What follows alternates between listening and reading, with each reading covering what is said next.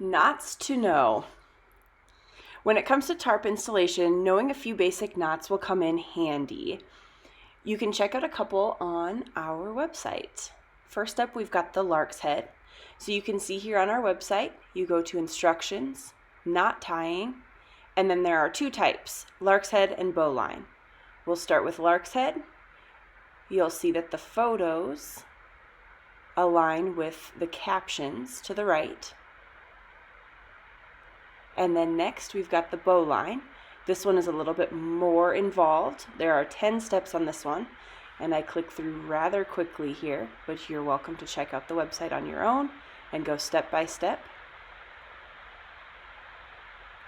And then we've got a third.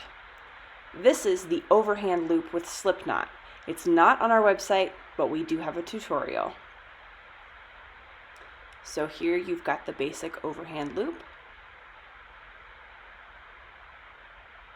And then we pull one looped end through the original, pull tight, and there you go. The overhand loop with Slipknot, used for, in this picture, the corner pull. And there you have it. Knots to know for your tarp installation. We got it covered.